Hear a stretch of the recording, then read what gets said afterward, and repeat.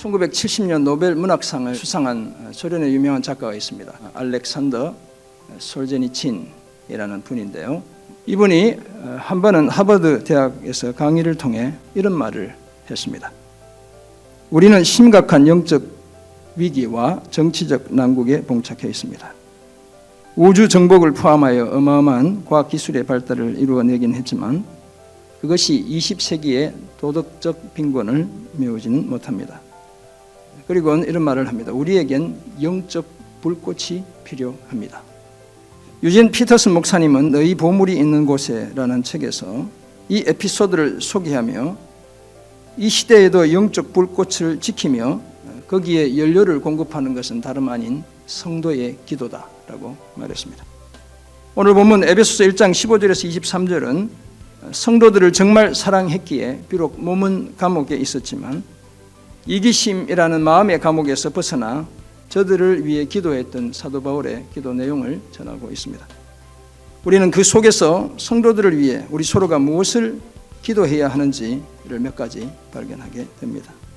먼저 지혜와 계시의 영을 주시도록 기도해야 합니다. 하나님의 지혜는 끝이 없기에 인간에 의해 다 소유될 수는 없습니다. 다만 그 지혜에 더 넓고 더 깊게 참여할 수 있는 기회가 주어져 있는 것이죠. 따라서 우리는 성도들이 그 지혜를 풍성하게 얻도록 서로 위해 기도해 주어야 합니다. 하나님의 계시도 마찬가지입니다. 성도로서 우리가 하나님을 아는 일에 하나님 자신의 스스로의 계시가 아니라면 달리 방도가 없습니다. 우리는 하나님을 아는 이런 지식에 더욱 풍성하도록 서로를 위해 기도해야 되겠습니다.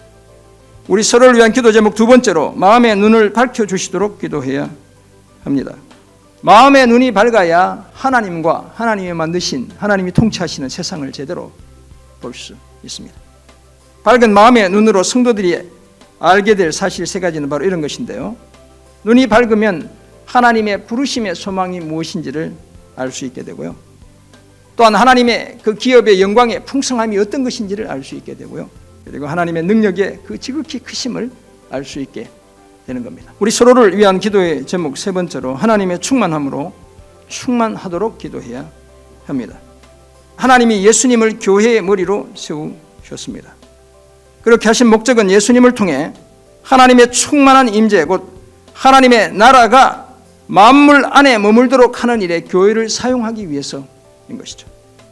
따라서 그리스도의 몸인 교회가 만물을 충만하게 하시는 하나님의 모든 충만함으로 충만하도록 기도하는 것, 성도들의 마땅한 의무인 것이죠.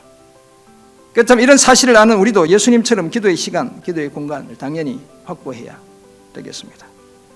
그래서 서로를 위한 우리의 기도가 우리 각자의 삶이 되게 해야 될 줄 믿습니다.